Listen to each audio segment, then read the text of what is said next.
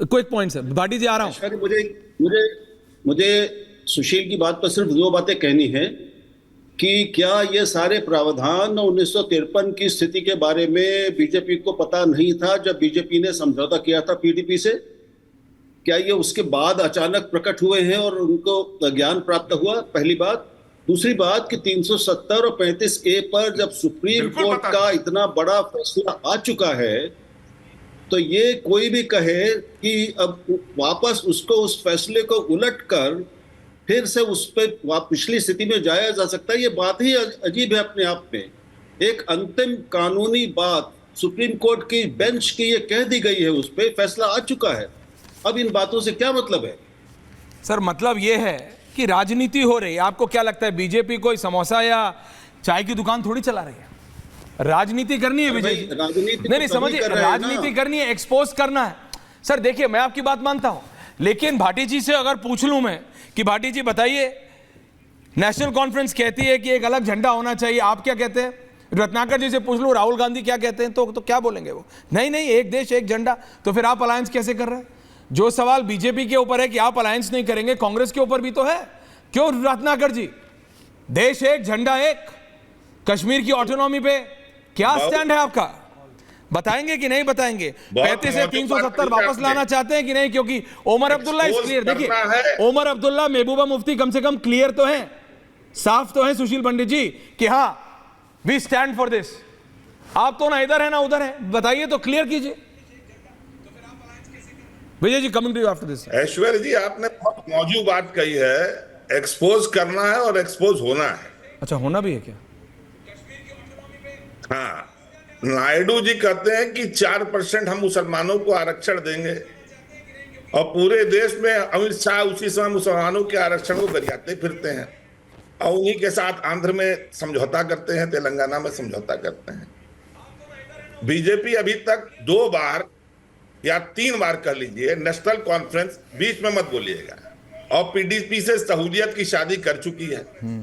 जब मन में आया शादी की, जब मन में आया तलाक हो गया। राहुल देव जी ने बड़ी सही बात पूछी कि भाई 53 में जब चीजें समाप्त हो गई, तो ये जब शादियां हो रही थी राजनीतिक, तब क्या बीजेपी को ये बात नहीं पता था? और आप भी बड़े मासूम है, बहुत भोले हैं। कितनी ताकत से आपने कहा, बीजेपी ने ऑफिशियली कहा हम समझौता नहीं करेंगे। इस मासूमियत पे वारी जाऊं ऐश्वर्य जी। अच्छा, अमित शाह ने कहा कि बिहार के लोगों, जो लोग कहते हैं मान लो सुन लो, नीतीश बाबू, वल्लभ बाबू, बीजेपी के पूरी बात सुन लीजिए, बीजेपी के दरवाजे बंद हो चुके हैं। अगले दिन समझौता कर लिए। जिस दिन प्रधानमंत्री को अजित पवार को चोर बोला, कहा कभी नहीं लूंगा, अगले दिन समझौता कर लिए। नवीन जिंदल परेड ये देखिए, ये है जो मजनू बीजेपी वाले जो हैं, इन्हें क्या मैं समझू, रोज हो जाते हैं किसी ना किसी पे फिदा। आज इनके पीछे, कल उनके पीछे, क्या ठिकाना कि कब हो जाए लाभ। आप भी बीजेपी को सीरियसली लेते हैं। शिवम त्यागी, अमित शाह जैसे भाटी जी आ रहा हूं, देते हैं। ओके, पॉइंट टेकन रत्नाकर भाई। शिवम त्यागी, देखिए रत्नाकर जी कह रहे हैं भाई रियलिटी है। बिहार में बोला था नीतीश जी के खिलाफ आपके कौन से नेता ने, जब उन्होंने विधानसभा और विधान परिषद में महिलाओं के प्रति जो वो एक स्टेटमेंट दी थी, कौन से नेता ने नहीं बोला था? सबने बोला था, but he is back with you. तो क्या गारंटी है कि आज शिवम त्यागी बोलेंगे जो सुशील पंडित ने पूछा कि भाई जाओगे तो नहीं? आज शिवम मना कर देंगे, रिजल्ट के बाद जरूरत पड़ी तो चले जाएंगे कि देश के लिए, जम्मू कश्मीर की सुरक्षा के लिए हम एक साथ आ रहे हैं। शिवम त्यागी, शिवम जी ऑडियो आपका, Shivam audio is gone, what's problem? एक बार बोलो उनको call, what's the problem? Shivam ji,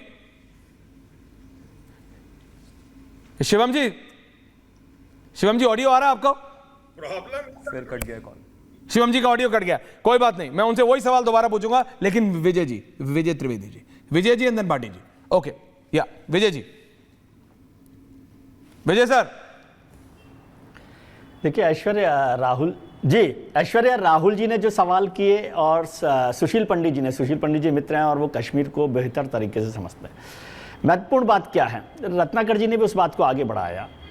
Bharatiya Janata party, Congress ने नेशनल कॉन्फ्रेंस के साथ किया, अभी गठबंधन किया है, जो भी बात हुई है और उसकी चर्चा हो रही है कि नेशनल कॉन्फ्रेंस क्या कर रही है। जी।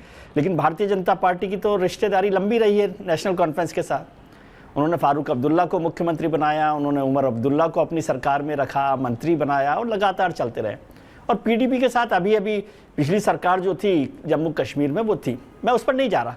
और 300 ये जो 1953 की बात और ये सब तो बेमानी बातें हैं, उन सबको लीजिए। अब दो बातें करते हैं। यदि गठबंधन की शर्तों पर बात करें तो जैसे रत्नाकर जी ने कहा, क्या बीजेपी टीडीपी के साथ जो उनका आरक्षण है 4% आरक्षण मुसलमानों को देने के लिए, क्या उस पर क्या स्टैंड है बीजेपी का? नीतीश कुमार जी के साथ लिया है तो क्या वो जातिगत आरक्षण जातिगत जनगणना कराने को तैयार है?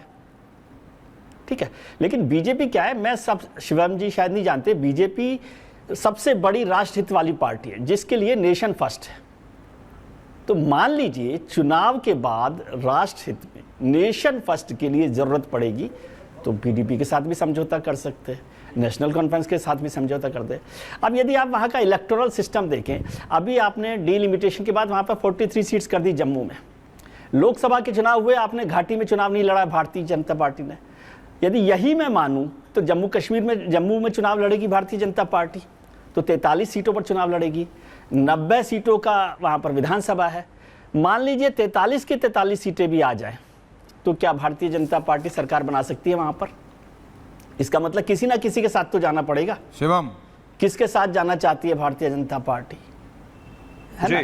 अब दूसरी बात मैं करता हूँ, 2019 5 अगस्त 2019 के बाद एब्रोगेशन हुआ, उसके बाद कश्मीर में हालात सुधरे, ऐसा कोई नहीं कहेगा कि नहीं सुधरे। एक बात और मैं जोड़ दूं कि अमित शाह जी ने जो सवाल पूछे, होम मिनिस्टर ने जो सवाल पूछे, वो सब सही सवाल हैं, उसमें कोई सवाल में कोई आपत्ति नहीं है। लेकिन सवालों को पूछने और उस पर एग्जीक्यूशन का दोनों का अलग अलग मायने हैं।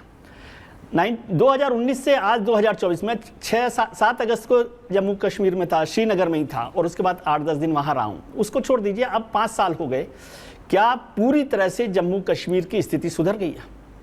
2019 से पहले जो टारगेटेड किलिंग नहीं होती थी जी, आज वो टारगेटेड किलिंग हो रही है वहाँ पर जम्मू कश्मीर। और जो पहले वैली में होता था वो टेररिज्म अब जम्मू में भी बढ़ गया है। ठीक है, भारतीय जनता पार्टी का जो सबसे बड़ा वादा है, सबसे बड़ा वादा, पता नहीं आज सुशील पंडित जी क्यों नहीं बोले, कश्मीरी पंडितों की वापसी। सुशील जी को भी लाइए। कश्मीरी पंडितों की वापसी। क्या कश्मीरी पंडितों की वापसी हुई है? क्या कश्मीरी पंडित वापसी कर रहे हैं? क्या कश्मीरी पंडितों की वापसी की संभावना बनी है?